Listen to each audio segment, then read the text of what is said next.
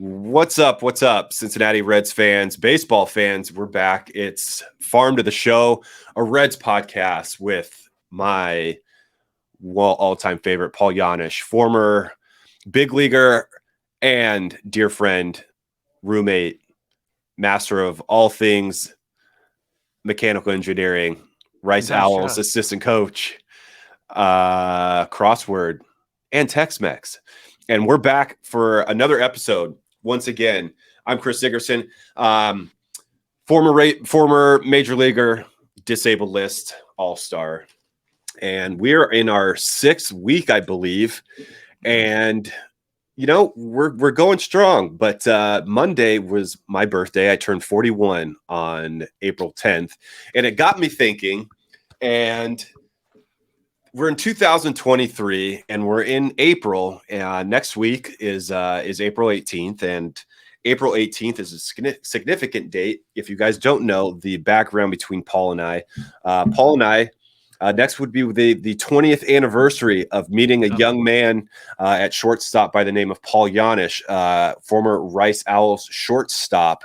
It was 2 years later that Paul was drafted by the Reds. I was drafted that year in 2003, Paul in the 2005 class, and the rest is history. We've shared a number of spring trainings, rehab centers, not that rehab center, physical therapy from injuries, roommates, and a number of teams. And looking at Baseball Almanac, through our 15 years of professional baseball, both of ours, we've spent 9 years together, which is pretty significant.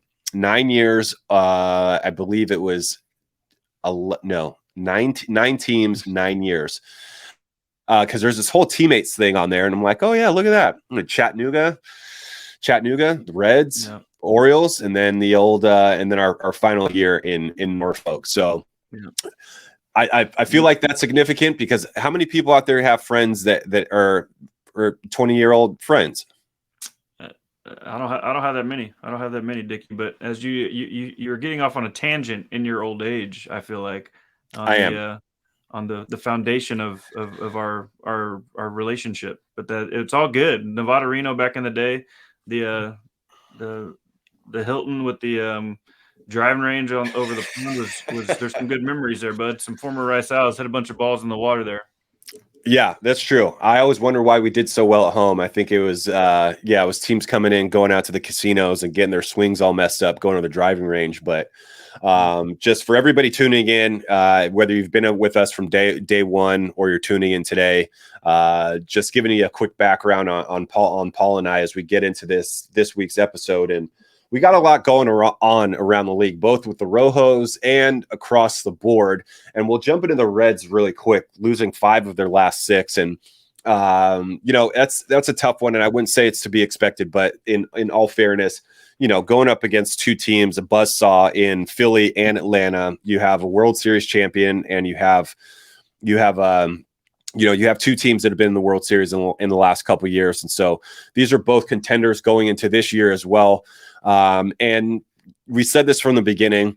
We just wanted to see some fight. Never felt like the team was overmatched. The guys are still swinging the bat well. They're putting hits together. They're making pitches.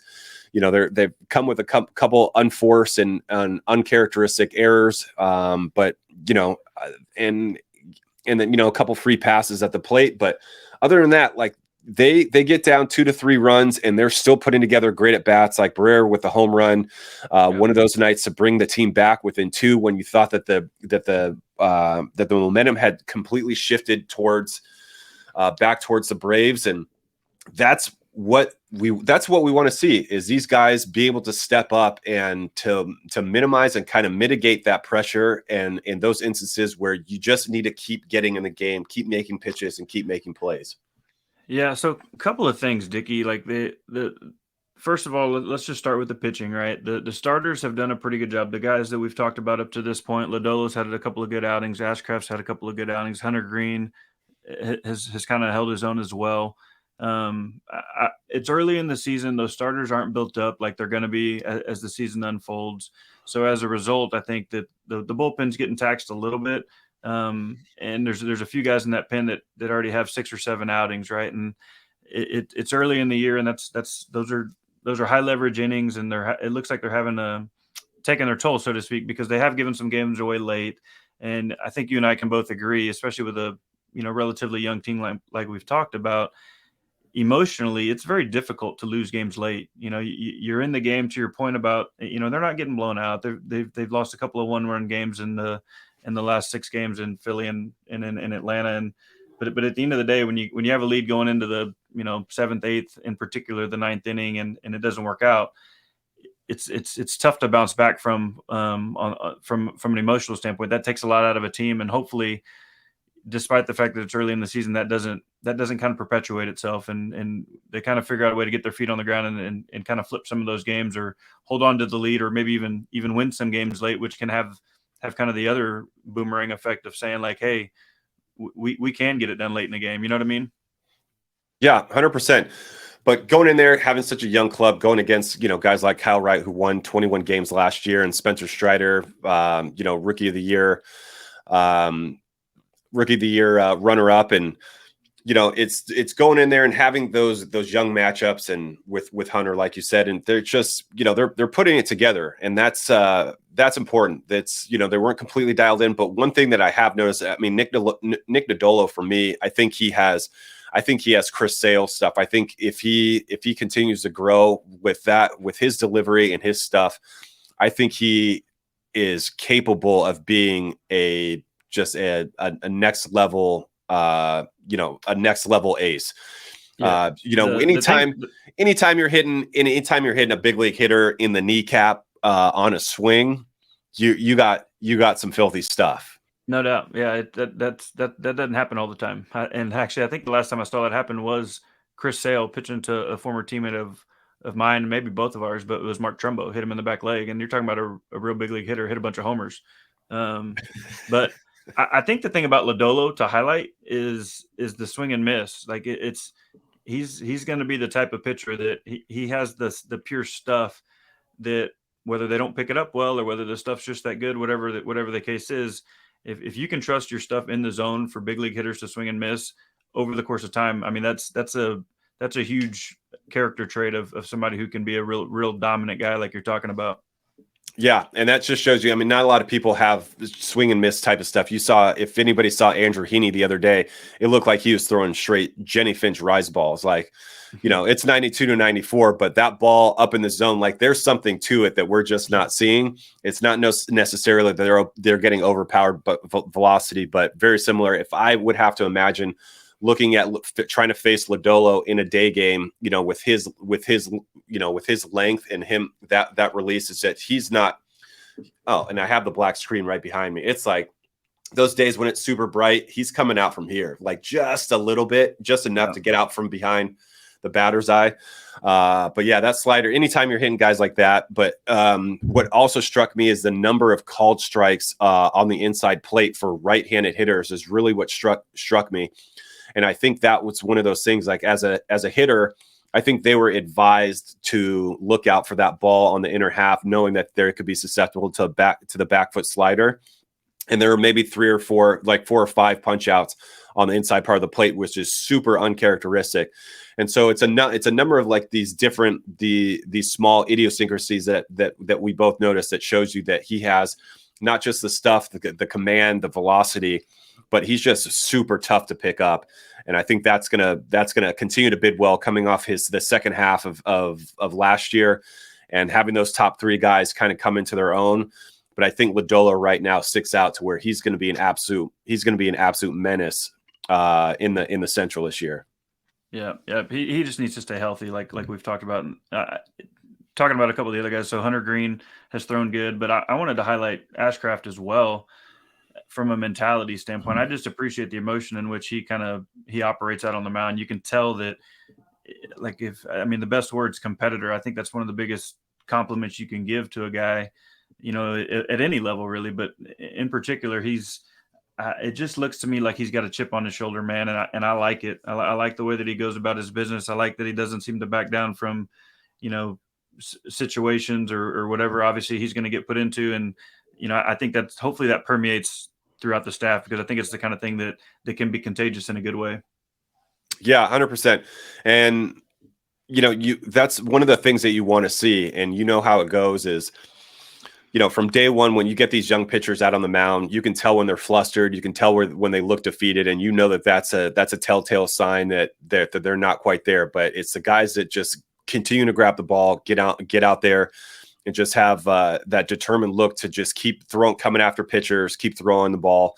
And like you said, it's one of those things that you notice that you want to see in your young guys. And I think the sky's the limit when you have that mentality, because that he's going to continue to develop, and has the mental fortitude to go into, places like, like a Wrigley on a Friday night, some of these tougher places, and, being in Philly on the road, it's not easy, being on the road pitching, and being in the, being in some of those atmospheres, it can be tough, but like you said, that's a great point of bringing that up. And, again, kind of speaking to what we're going to be looking for, throughout the season with some of these guys on the team, and, attitude, and be able to not be rattled easily. It's all going to start there. Yeah, for sure. And jump into the bullpen a little bit. A couple of the guys that have had some success up to this point are both of the left-handed pitchers. Alex Young and San Martin have both pitched well out of the pen, and so hopefully they can kind of build on that. I'm curious to see, and we got Luke Weaver, who's made a rehab start in Louisville already. I think he threw 4 innings. I think he's scheduled to make one more start and then potentially be in line to get called up. It'll be interesting to see if he plugs into the rotation, or if they're going to introduce him in the bullpen, or how it may depend on the timing of it and how that unfolds. But I'm curious to see how that, from the organizational standpoint, in terms of, I don't want to call it a quick trigger, but who may be on the, assuming nobody gets hurt, who may be the guy or two, whether it's one of the guys in the rotation, or whether it's, somebody on the back end of the pen kind of thing, but who's subject to maybe having to go down to Louisville to kind of hone their skills a little bit more. Yeah, we'll see, but luckily we don't have to make that decision. Yeah, no, it's not a decision I want to make. But it'll be interesting if they get moved to the pen.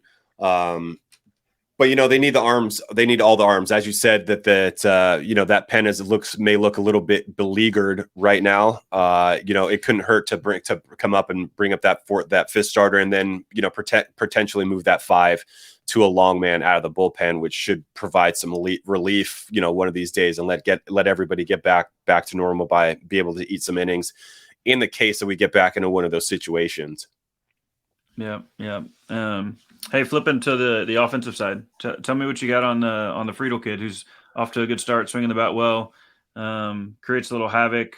He can do some different things. He runs good. He's been playing some center field, obviously, and I think he's got at least one homer, maybe 2, but he's also laid down some bunts, and looks like what I would call a baseball player in like the best way possible. I like what he's got going, and hitting second most of the time behind India, who's off to a good start as well. I think everybody's happy to see Tyler Stevenson's swinging the bat well. I've seen it. He's gotten some big hits with guys on base, driven in some runs. So those things are good to see. It looks like there's maybe a little developing core of a lineup there with Steer, the third baseman, as well, as has played well up to this point offensively. And I think that it's good to see as they kind of mix and match. And, you got Senzel coming back hopefully soon. You got Joey, obviously, he's down on a rehab assignment, trying to get everything locked in and ready to go, and how that unfolds moving forward on the offensive side as well, because I know, it's a tough start to the season for Will Benson, and who's been playing right field most of the time. But offensively, he's off to a slow start. The Vossler kid, who's been playing first, has hit a couple big homers. So it's just it's early. Obviously, nothing to get crazy about. These guys are 30 or 35 at bats in, so there's all kinds of time left. But again, it goes back to it. You wonder how much leash some of these guys are going to get on that front, and you hope that like kind of like what Friedel's doing, that you get some guys that take it by the horn, so to speak, and establish themselves as the guy.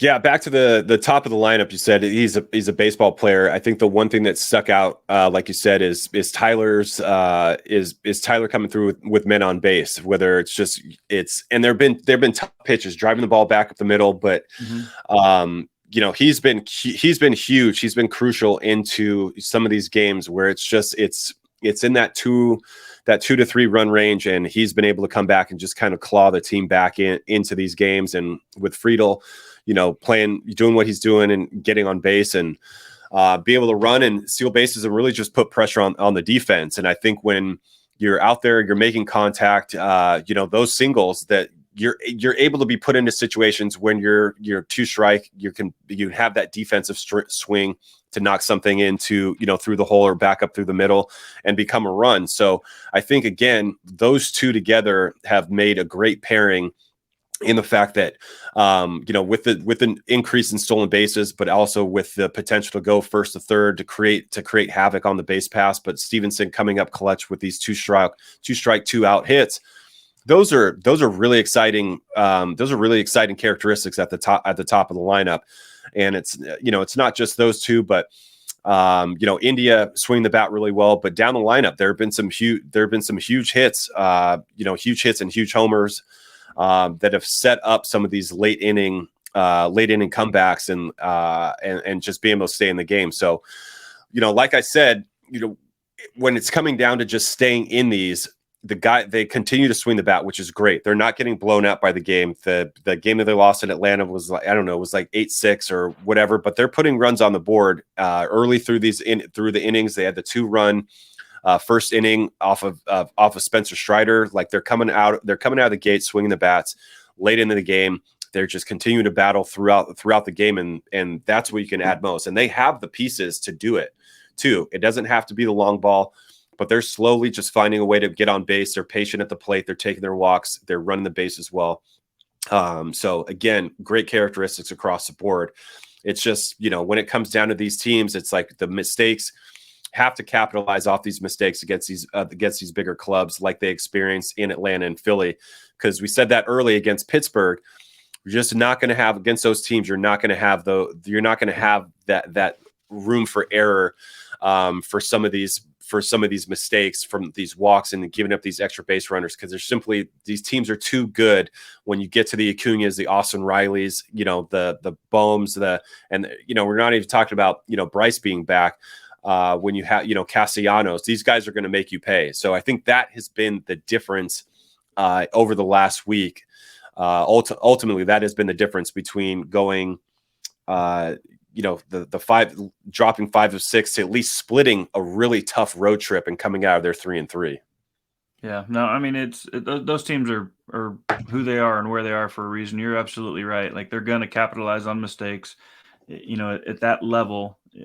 Every things of that nature are going to be magnified. That's the way that it is. And, they're not going to be in the running for their division on accident. Obviously you mentioned a couple of the high end arms on the mound, but from a position player standpoint, yeah, those teams are really, really good right now. So it's, and on the flip side, I think it's good for the Reds to get to see it up close, and see what that looks like and understand, how significant relatively small mistakes can actually end up being. It's a game of inches, right, so to speak, and it's hopefully learning experience. But at the end of the day, like they're in the games, man. They're in the games. They're close. Hopefully they can kind of taste it, and they just need a little help getting over the hump. Yeah, 100%, absolutely. And one of those that sticks out to me is Acuña had a ball up the middle, bases loaded, and it came off a walk, a hit by pitch.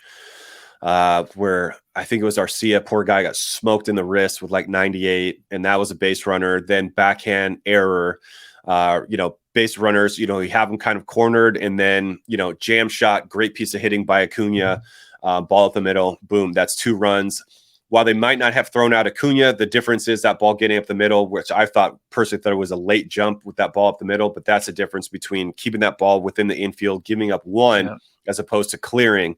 and it becoming a completely different ball game. So, keep your eyes out, we'll keep our eyes out for that. And for everybody at home, it's something to look at as we make our way through is paying attention to these mistakes and how we capitalize off these mistakes that these good teams give us.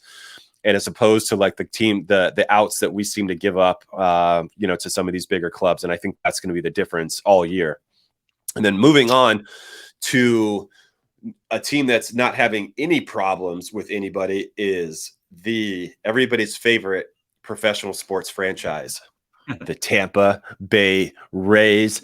They're swimming in the tank. They're having fun. You can see the smiles on those Rays out there. They got the big grin when they come to the glass. There's a lot to smile about with that club right now. Not necessarily when you go to the games, because you've been there. I've been there. It's a rough place to go to. Even when they're doing well, you're probably going to come in there and it's going to be crickets some days. Yeah. But 12-0, 12-0 don't lie, buddy. No, that's hard to do, man. I don't care where you're at. Winning 12 big league games in a row is obviously a big deal. They're still going. It's more of the same. I mean, they're second in the league in offense, but they're swinging the bat. Historically, they've always been good on the bump. That's the case again. But I don't care if you're winning 12 games in a row, you're obviously playing very well, but there's some good fortune on their side too. But they're getting all the breaks. But give them credit, man, because they're rolling right now. And to your point about going into St. Pete to play at that park, man, it leaves a little to be desired. It's a tough place to go in, and there's usually not a super electric environment in there during the regular season.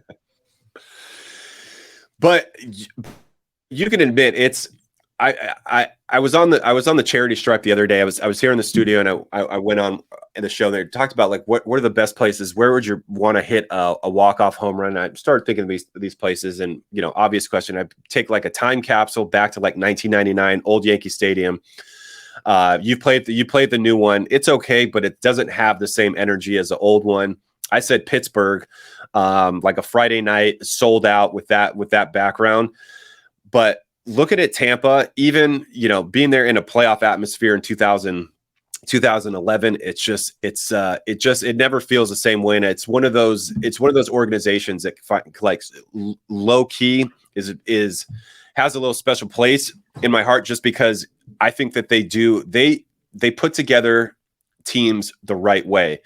And we've had this argument before in with the parity of putting in money towards wins and how that type of strategy puts together a winning team. And Tampa continues to do it year in and year out with little to no payroll. Yeah. And for them, and you've been there, you've seen the pitchers that they have all throughout the minor league system. I mean, starting in A-ball, the players that they developed, they're number one, number two in ERA across the board throughout all minor leagues. And the guys that we faced in AAA our last year were just, it's just one after another. Yep. And I think they don't get enough credit because they play in that ballpark, and just because I don't think that they have enough. They just don't have enough on the financial end to get over that hump to go out and get a big free agent. But I think hopefully this will start to continue to put them under the microscope as far as like how talented and how great of a scouting and from an operation standpoint that organization is. No, they got a secret sauce over there, bud, because they've been doing it for a long time. It is not on accident, that's for sure. And at the end of the day, they nail it on the draft. I mean, they do a really good job.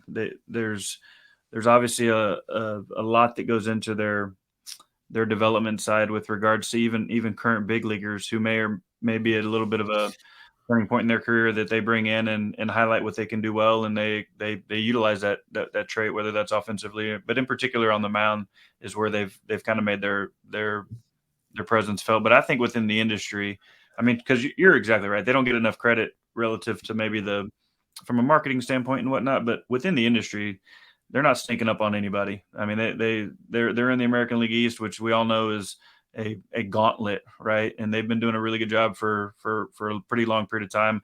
I'm a big fan of Kevin Cash. I think he's from a demeanor standpoint, does a really good job, of making sure everybody's, pulling in the same direction. But anyway, like I said, give them credit, man. They haven't lost a game yet this year. They're turning and burning right now. So, it'll be fun to watch them. Yeah, any team who's dropping 12 in a row at any point in the season is an extraordinary feat. But to do that starting off the season and being essentially one away from the record is pretty extraordinary. Are there any other teams that have surprised you throughout the league?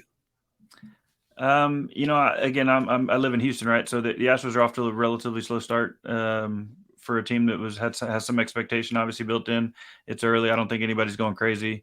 Altuve's out of the lineup, but maybe the Astros as one of them. But other than that, man, it's just early. It's fun to see the teams that are getting their feet on the ground, getting everybody healthy, hopefully, and seeing how the early, call it quarter of the season unfolds. So, Paul, I'm going to take the same question that I was asked on the charity stripe. What is your dream walk-off scenario? Oh man, it's tough. I'll tell you my personal best walk-off was actually the day that I got called up to the big leagues. I'm bringing this up because this is about as good as it gets to answer your question. I get called up. I was playing good in AAA. Jeff Keppinger fouls a ball off his knee and fractures his kneecap. I get called up the next night. Did not start the game. Came in the game late. We're winning 6-0, I believe.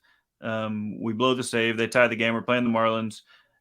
Fast forward to the 10th inning. I'm now getting my second at bat of the evening in a game that was supposed to be over. And we have, you'll appreciate this, Johnny Cueto goes in to pinch run at second base. Fastest base runner we had. That's right. And it in the bottom of the 10th inning, I shoot a ball down the right field line.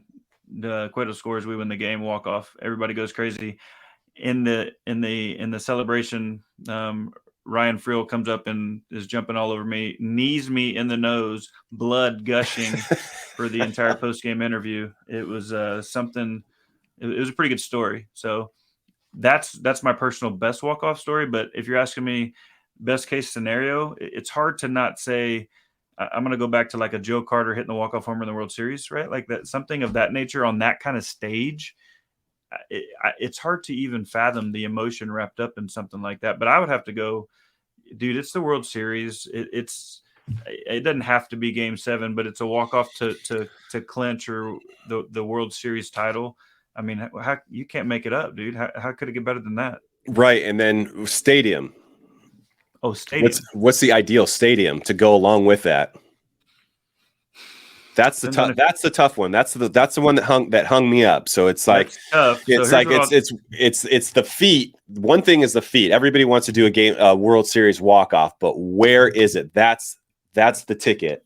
Here's what I'll say. It's if you're a home player playing for one of these, like I'm gonna throw out a couple because I think there's a couple places that could accomplish this, but it's gonna be like your Chicago Cubs. Yep. It's gonna be your Boston Red Sox. It's gonna be maybe your New York Yankees. Yeah. Okay. Those types of places, if you're a home player and you walk off that type of environment, dude, you would never buy food again in that town.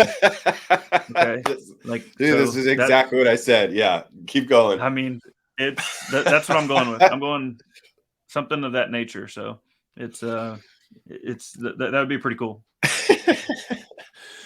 So while I was filtering through the options in my head, I dropped the Yankee Stadium. Camden. I did Camden, and then I think about that Friday night. Like that was amazing. That place was rocking, amazing ballpark. But then I was just like, if I was David Freese back in the day, and I did that walk of like knowing St. Louis fans, how St. Louis fans, they're the best. Like it's the only St. Louis Cardinals fans are the only people. If you're on the on deck circle, we're probably going to compliment you on your previous at bat. If you go 12, 13 pitch AB and you end up striking out, they're going to give you an ovation.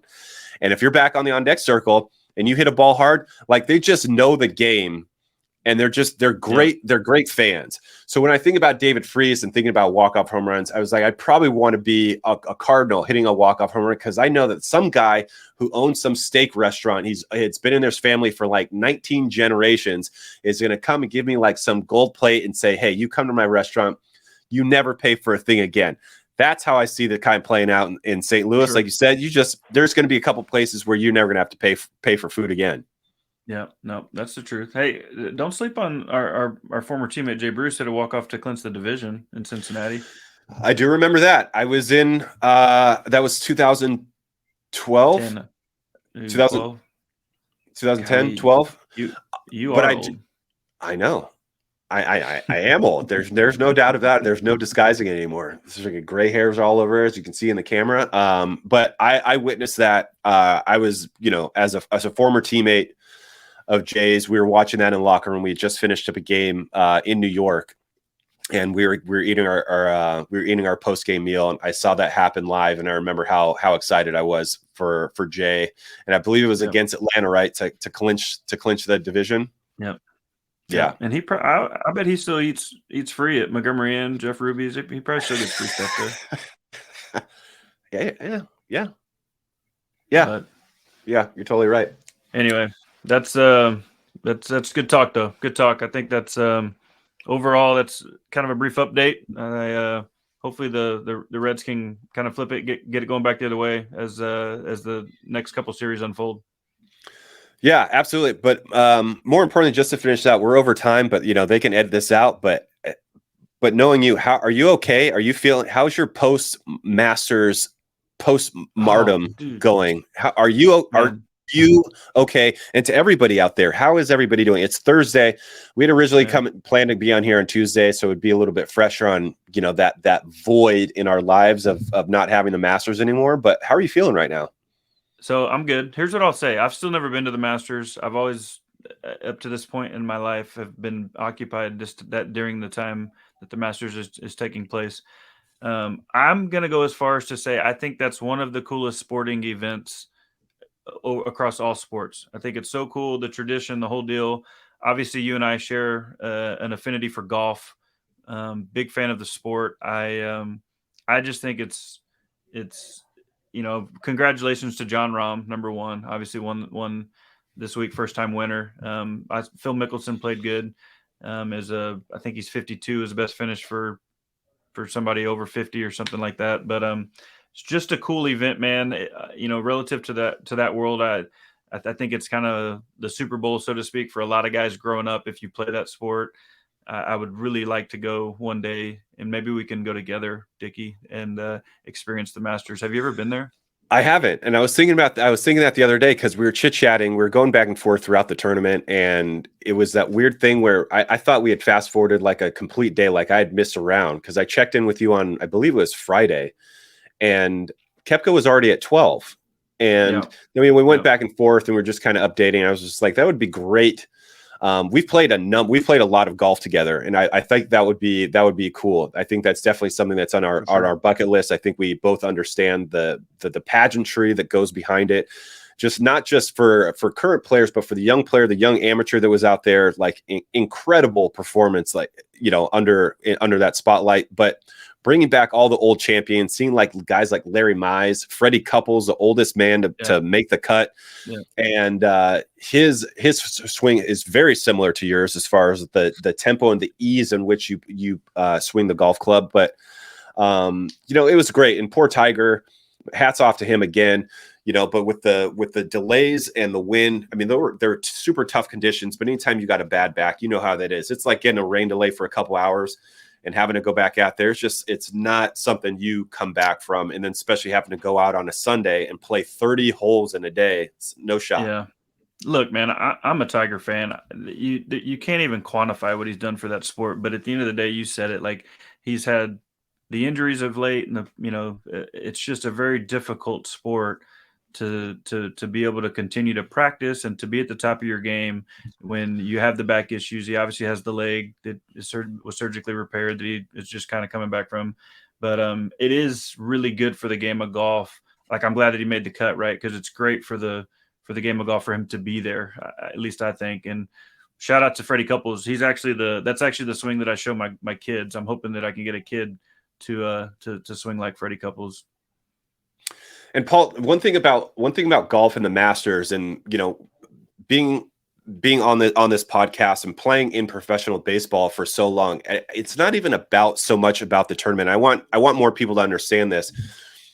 From like a day-to-day experience as, being a major league player and just a professional athlete in general, it's not so much about the tournament, because not everybody in the clubhouse cares about golf or plays about golf, but there is something that's so inviting and like so exciting. It's just like spring, you're coming into like a new season, but you also know right around the corner is a Masters, and you'll be in the clubhouse, and it's unavoidable. You have that one commercial that the Masters is coming, and everybody is just fired up. And just to know, for the big golf guys that know it's coming, but it is something about that in the clubhouse, just everybody being able to just share and enjoy, like take bets, there's bets being done, but having that come on every day. And it's something about that every day when you get to the ballpark and guys are sitting around who never watch golf, they understand the gravity of that tournament. It is a bonding experience within baseball. Like at the beginning of the season, that is something where there's young guys or old guys, coaches alike. Everybody has that first couple weeks of bonding, that 4 days where everybody bonds together and be like, hey, how are these players doing? But it's everywhere in the clubhouse. And I think that is one of those moments that I miss the most about professional baseball. Yeah. So here's what I'll say. First of all, the azaleas are probably part of that, but I think it has to do with the dynamic of, so when you're talking about baseball players really enjoying watching it, it's because that's like I'm going to use the term playoff golf, right? Like it's like playoff baseball. You see things you don't see, like because of the amount of pressure that is involved, the stage, it's a culmination of an entire season. Well, the Masters is an event that I think has a similar quality. Like people, grow up at their country club hitting putts on the practice green, imagining themselves on 18 at the Masters, right? So there's a lot of buildup, and I think that's what other professional athletes appreciate about an event like the Masters is you get to see things that you don't always see. You get to see these guys that are at the top of their game that, some of them flourish and some of them, go through Amen's corner and hit the ball in the water 6 times, right? Like it's just a really unique thing that I think, other athletes appreciate. Right. 100%. And it's strange looking back to see how, looking at Koepka's performance and thinking, it was just like, oh my God, and I think he was like, dude is dialed, or he's like, yeah, dude is locked in. Like extraordinary first 2 rounds. But if anybody's watched Full Swing on Netflix, there is a little bit of a story there as far as like his, where he was at mentally and how quick the game can get away from you. Grant, there were some tough conditions, but we talk about this mental fortitude and what you can see out there when guys start to get frustrated, and that's something that's going to be an issue going down the line. To it can take that one bad ball in the bunker or a putt that rolls off the green or whatever the case is. But I think that mental fortitude, especially with Koepka unraveling like he did, it's one of those things that you look for in the match. Just like who's not gonna freak out knowing that they got a 2-stroke lead going into 17 with a couple guys chasing them. Yeah, I will say this quote of the week for me: John Rahm in the post tournament deal. Somebody asked him about, he 4-putted the first hole of the week. Number 1 on Thursday, he 4-putted. Drop that Ted Lasso on me, baby. Drop that Ted Lasso on me. Dude, that's what I'm talking about. It's like a goldfish, 10-second memory. That's a profound statement, man. That could benefit a lot of people. A little 10-second memory action can do a lot of good. Be a goldfish. If you're not watching Ted Lasso, it's not all about soccer. It's about life. And if it's not about life, it's about golf. Be a goldfish. Yes, there's no show there's no sports show that's parallel to that right now. So yeah, and I think that is in season 1. If you're looking to reference this particular episode, a young Sam Obanaya from Nigeria, he suggested he shake off his mistakes and be a goldfish. It's one of the most profound sports advice possible. Something that I personally wish I had more in my career, because get up all in my head sometimes. Right. Backstroke. Backstroking. But yeah, that's it for us. Farm to the Show, a Reds podcast. We'll be back next week. Again, this is Chris Dickerson with my boy Paul Janish. And drop us a comment, a like, go subscribe to the podcast. We'll see you next week. Paul, final last words. Dickie, keep it real. See you next week, bud.